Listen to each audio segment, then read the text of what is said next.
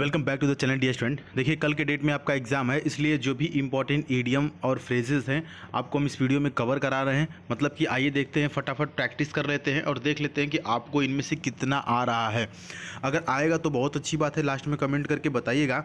इसमें हमने 10 ईडियम्स लिया जो कि बहुत ही ज़्यादा इंपॉर्टेंट और कई बार रिपीट हुए हैं। तो आप क्या करिएगा कि लास्ट में कमेंट करके बताइएगा कि आपके 10 में से कितने सही थे, और नहीं भी सही थे तो कोई बात नहीं है, आप इनको अभी देखेंगे, अभी याद कर लेंगे और जब एग्जाम में पूछेगा तो वहाँ पर सही करके आएंगे। ठीक है, मान लेते हैं कि जैसे यही पूछ दिया कि बॉडी एंड सोल, ये एक फ्रेज दे दिया आपको और इसका सही ऑप्शन क्या होगा। ठीक है, तो देखिए घबराना नहीं है, जो भी सही है हम यहाँ पर अभी आपको सिखा देंगे, याद करा देंगे। यहाँ पर देखिए बॉडी एंड सोल का मतलब आपको पता है ना कि शरीर और आत्मा मिल के भाई किसी भी चीज़ में हमने क्या किया, अपना पूरा जी जान लगा दिया। ठीक है, ऑप्शन डी हो जाएगा होली एंड इंटायरली, मतलब पूरा जी जान लगा देना किसी भी चीज़ में। ठीक है, जो भी इडियम्स है ना हम अभी याद करा देंगे, लेकिन उसके लिए थोड़ा सा हम डिटेल में बताएंगे, तभी वो चीज़ें तुरंत याद हो पाएंगी। ठीक है, जैसे कि अगला है कि slap on the wrist. Wrist का मतलब आपको पता है कलाई होता है, रिस्ट का मतलब क्या होता है कलाई। कलाई पे क्या करना, कलाई पे क्या करना, स्लैप करना, मतलब कि ऐसे मारना है ना। दो फिंगर होती है, दो फिंगर से नहीं कलाई पे मारते हैं अपने, तो इसका मतलब है कि कलाई पे मारना, हाथ पे, हाथ के फिंगर पे ऐसे स्लैप मारेंगे तो कितना थोड़ा सा ही लगेगा, छोटा सा लगेगा, मतलब थोड़ी सी घाव लगेगी। इसका मतलब होता है कि अ माइल्ड पनिशमेंट, मतलब कि छोटी सी सज़ा देना। जैसे कि मान लेते हैं कि आपका बच्चा या आपका दोस्त थोड़ा सा छोटा सा झूठ बोला तो आपने उसकी छोटी सी पनिशमेंट दे दिया। ठीक है, slap on wrist, option D सही। नेक्स्ट देखते हैं कि टू बर्न वंस फिंगर, अपनी फिंगर, अपनी उंगली खुद जला लेना। मतलब क्या किया आपने, अपनी उंगली जला लिया, मतलब क्या किया आपने, खुद लापरवाही किया। लापरवाही से अपना खुद आपने क्या किया, नुकसान किया। भाई आपकी उंगली आप जलाएंगे तो मान लीजिए कई लोग गुस्से में जला लेते हैं, तो जब वो जलाते हैं तो गुस्सा में तो जलाते हैं, लेकिन सामने वाला क्या नुकसान होता है, सामने वाले के लिए मान लेते जलाएं, सामने वाला के लिए दुख हुआ, उसको हुआ, लेकिन बट लाइफ टाइम के लिए या जो मैक्सिमम जो उसकी सज़ा होगी वो तो आप खुद भोगेंगे ना। मतलब कि क्या है, अपनी लापरवाही से खुद का नुकसान कर लेते हैं आप। ठीक है, क्या हो जाएगा, ऑप्शन ए से हो जाएगा to suffer a loss by acting rashly. Rashly का मतलब क्या होता है, रैशली का मतलब होता है केयरलेस, मतलब सावधानी से नहीं, मतलब असावधानी से, यानी कि लापरवाही से आपने क्या किया, लॉस सफ़र किया। ठीक है, नुकसान आपने सफ़र किया।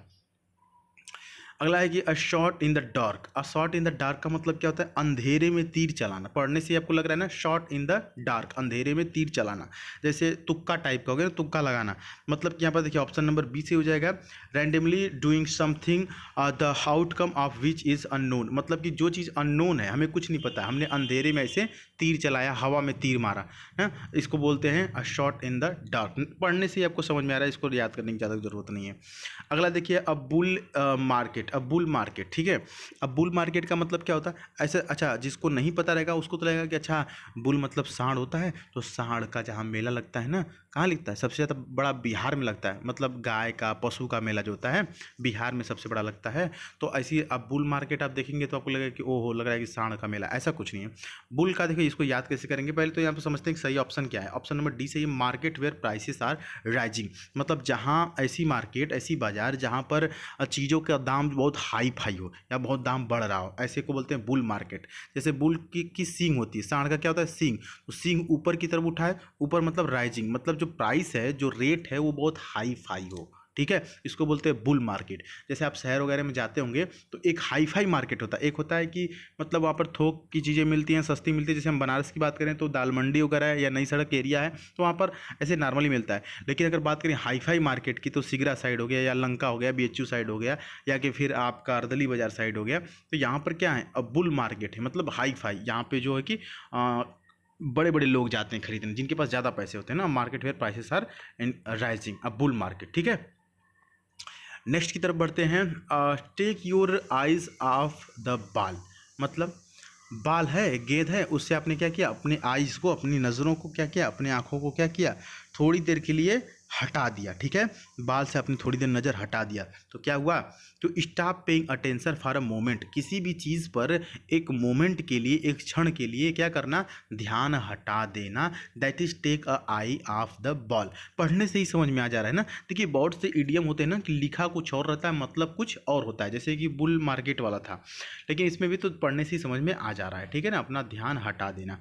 अच्छा उसी टाइप का एक है, इसको भी पढ़ते ही समझ में आ जाएगा कि a fish out out of water. A fish out of water का मतलब क्या होता है? देखिए, जल ही जीवन है इंसान के लिए भी और हर जानवर के लिए भी।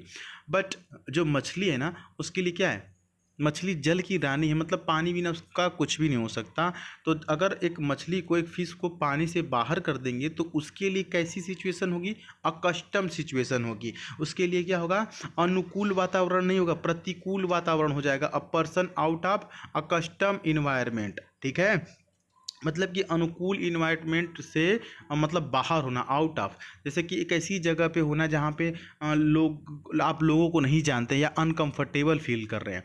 अच्छा, इसका ऑप्शन बदल के भी आता है ना, इसका बस अब फिश आउट ऑफ वाटर का मीनिंग समझ लीजिए, क्योंकि ऑप्शन तो बदल के भी आता है। ऑप्शन में ऐसे भी दे सकता है ट्रबल पर्सन, या कर सकता है, क्या लिख सकता है, या हेजिटेशन लिख सकता है, या ट्रैवल पर्सन, या कि फिर प्रॉब्लम, ऐसे करके भी आता है। मतलब कुल मिला के ये है कि एक ऐसी सिचुएशन कि जो कि भैया जैसे मछली जल की रानी है, तो उसलिए उसी टाइप का समझेंगे कि एक मुसीबत का समय, ठीक है, एक अनकंफर्टेबल सिचुएशन, एक हेजिटेशन वाला सिचुएशन, समझ रहे हैं ना।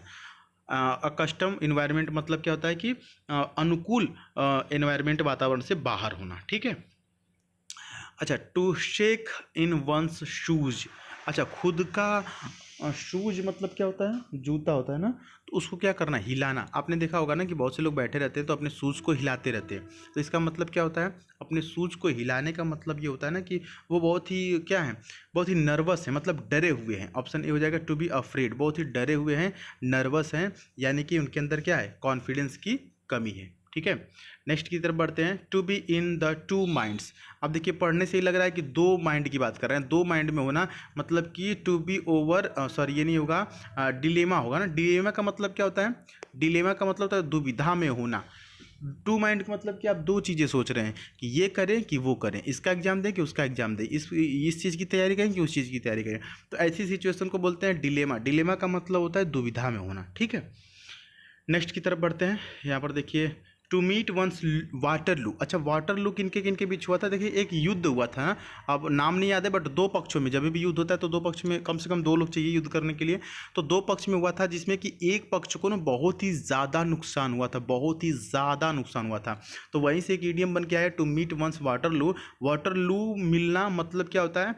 To be badly defeated in a contest, किसी भी कंटेस्ट में बहुत ही भारी नुकसान, या किसी भी मुकाबले में बहुत बड़ी हार।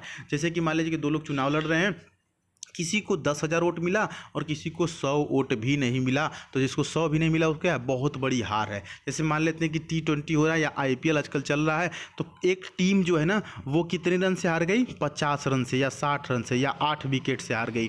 तो इसको क्या कहेंगे? बहुत बड़ी हार कहेंगे, ठीक है। बहुत बड़ा नुकसान हुआ है, बहुत बड़ी हार। तो उम्मीद है कि आपको आज के ये ईडियम्स समझ में आए होंगे। बाकी इसमें से कोई भी ईडियम नहीं समझ में आएगा तो कमेंट बॉक्स में पूछ सकते हैं। साथ ही साथ इस चैनल पर तो सब्सक्राइब कर लीजिएगा। बाकी कोई भी डाउट हो तो लिखिए, पूछिए, अपनी बातें शेयर कीजिए, ठीक है। हम सभी के कमेंट्स पढ़ते रहते हैं। मिलते हैं फिर अगली वीडियो में, तब तक के लिए जय हिंद, वंदे मातरम।